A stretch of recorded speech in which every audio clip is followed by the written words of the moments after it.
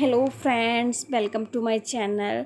आज का जो मेरी जो 9th क्लास की सीरीज़ चल रही है उसमें चैप्टर नंबर 4 करा रही हूँ। आज मैंने 6 तक कंप्लीट करा दिया है। इसके बाद 7 चैप्टर को कराऊँगी क्योंकि बीच में 4 चैप्टर रह गया था, क्योंकि इसमें थोड़ा समझने के टॉपिक हैं ये। तो आज हम अपना 4 चैप्टर स्टार्ट करते हैं। इसके बाद इसका पार्ट 2 भी आएगा और उसमें अणुसूत्र जो होते हैं वो बनाना सिखाऊंगी। पहले ये ज़रूरी याद करना है कि किसकी बैलेंसी कितनी होती है, संयोजकता वगैरह ये याद करने, उसके बाद ही वो समझ में आएगा। और फिर अपन बायोडाइवर्सिटी पढ़ेंगे। तो अपन देखते हैं इसमें क्या लिखा हुआ है। चैप्टर का नाम है रासायनिक बंध एवं रासायनिक समीकरण, chemical bonds and chemical equations. इसमें सबसे पहले जो 20 तक के जो एलिमेंट्स हैं उनके नाम, परमाणु क्रमांक और उनके सिंबल्स दे रखे हैं। देखो, फर्स्ट पे दे रखा है इसने हाइड्रोजन, सेकंड पे हीलियम, थर्ड पे लिथियम, फोर नंबर पे बेरिलियम, 5 नंबर पे हो जाएगा बोरोन। ये जो 5, 6, 7 ये दे रखे ना, ये इनके कैसे हैं, परमाणु क्रमांक है। जैसे 5 दे रखा है, ठीक है, 5 नंबर पे कौन आता है, बोरोन आता है।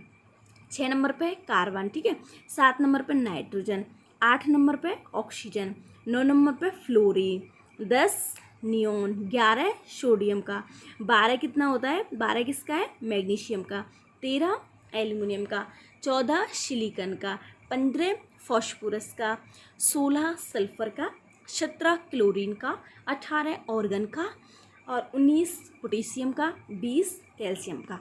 अब यहाँ पे इनके क्या एलिमेंट्स के वो दे रखे हैं कि कैसे इनको डिवाइडेशन मतलब वो करते हैं, प्रदर्शित कैसे करते हैं। जैसे हाइड्रोजन का H, हीलियम का He, लिथियम का Li, बेरिलियम का Be, बोरोन का B और कार्बन का C, नाइट्रोजन का N, ऑक्सीजन का O, फ्लोरीन का F, नियोन का Ne, सोडियम का Na, मैग्नीशियम का Mg, एल्युमिनियम का ये Al दे रखा है Al, और उसके बाद सिलिकॉन का Si, फॉस्फोरस का P, सल्फर का S, क्लोरीन का Cl और आर्गन का Ar, पोटेशियम का K और कैल्शियम का Ca। तो हमने यहाँ तक तो अपने केमिकल के जो मतलब एलिमेंट्स थी वो देख लिए 20 तक।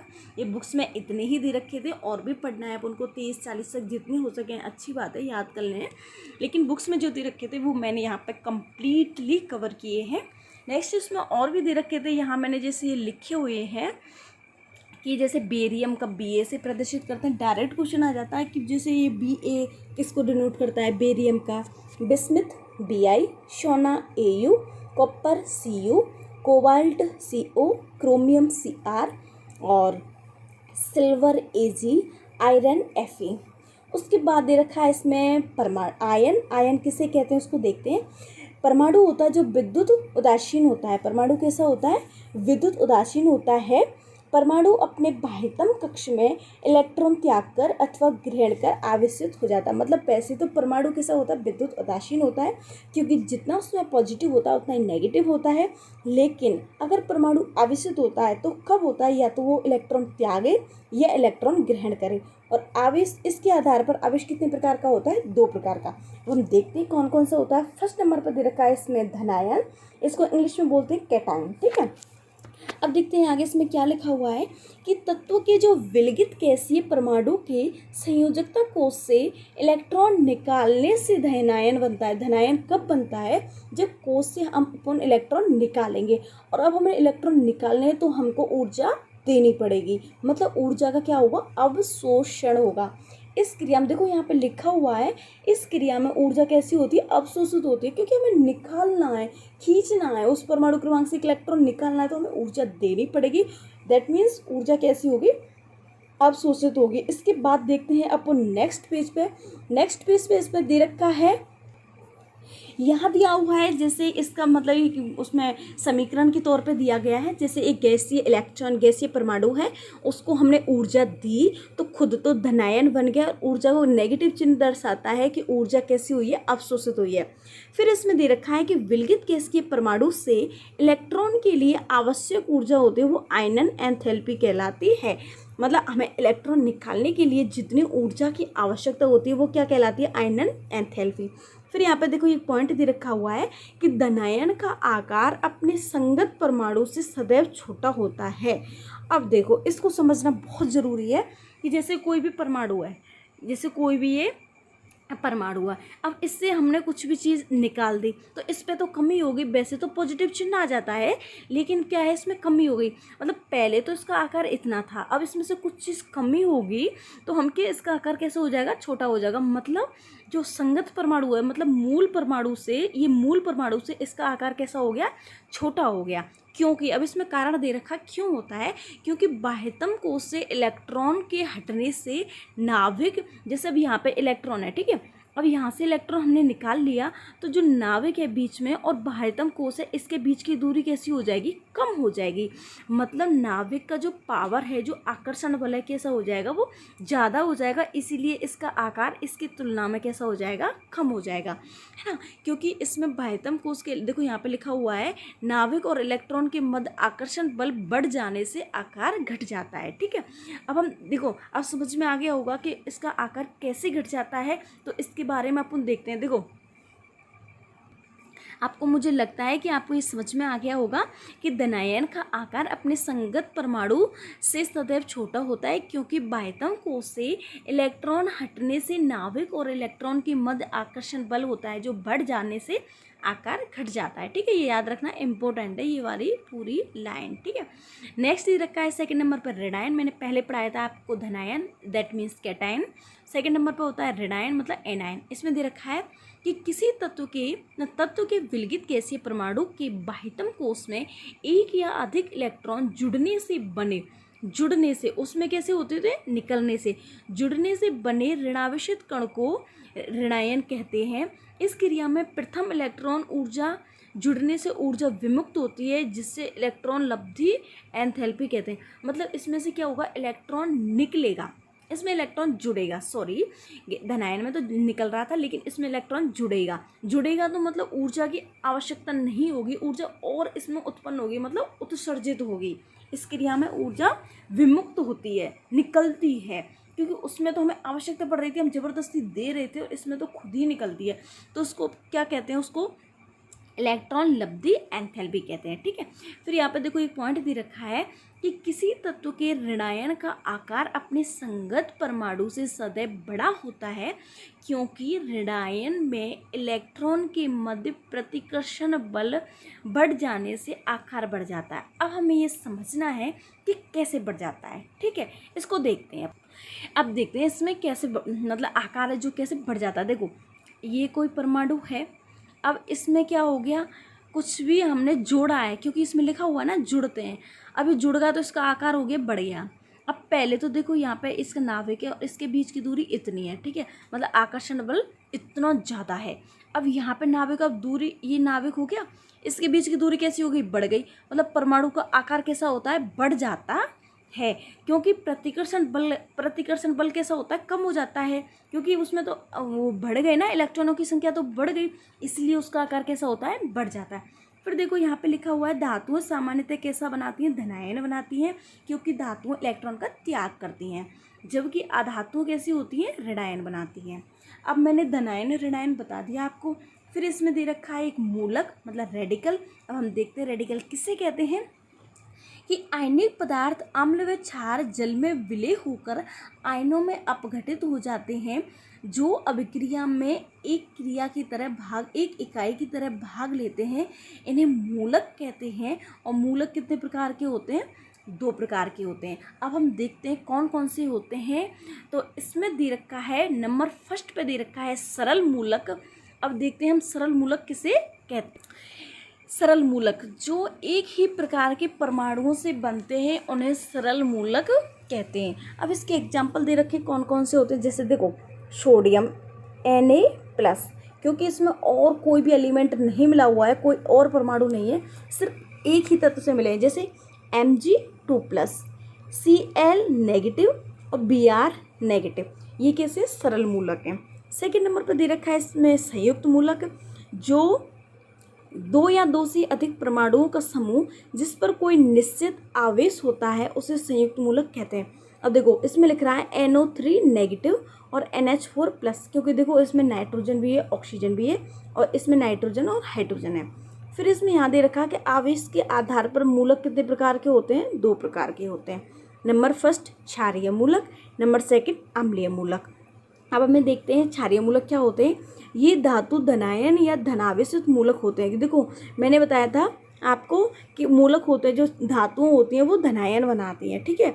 और यहाँ पे मतलब कि दे रखा है कि ये धातु धनायन या धनावेशित मूलक होते हैं, क्षारीय मूलक होते हैं। जो इनके एग्जाम्पल है जैसे Na+, Mg2+ और NH4+। ये सारे याद रखने हैं। आगे जो नेक्स्ट पार्ट आएगा उसमें जो अणु सूत्र बनाना सिखाएंगे तो वहाँ ये समझ में आ जाएगा और ये काम भी आएगा। नेक्स्ट दे रखा है इसमें अम्लीय मूलक। धातु ऋणायन व ऋण आवेश मूलकों को अम्लीय मूलक कहते हैं। जैसे इसके एग्जाम्पल दे रखे हैं यहाँ पे Cl नेगेटिव, Br नेगेटिव और NO3 नेगेटिव, ठीक है। अब आगे दे रखा है एक परमाणुवीय धनायन। एक परमाणुवीय धनायन इसमें भी फर्स्ट, सेकंड, थर्ड, फोर्थ ऐसे हैं। जैसे एक संयोजक मतलब जिसमें एक संयोजकता होती है, जिनकी सिंगल होती है, मतलब Na+, मतलब एक ही तत्व के परमाणुओं से मिलकर बने होते हैं जो, जैसे सोडियम की Na+, पोटेशियम की K+, ठीक है, सिल्वर की Ag+, और क्यूप्रस की Cu+, मर्क्यूरस की Hg2+, ठीक है। ये इनकी संयोजकता दे रखें। फिर दो संयोजी कौन कौन से होते हैं, मतलब इन पर सिंगल सिंगल है। ये Hg+ है, Hg2+ नहीं है, क्योंकि ये एक संयोजक है। दूसरे पे दे रखा दो संयोजक, मतलब जिसकी 2 पावर हो गई, जैसे barium 2+, magnesium 2+, calcium 2+, zinc Zn2+, manganese Mn2+, ferrous Fe2+।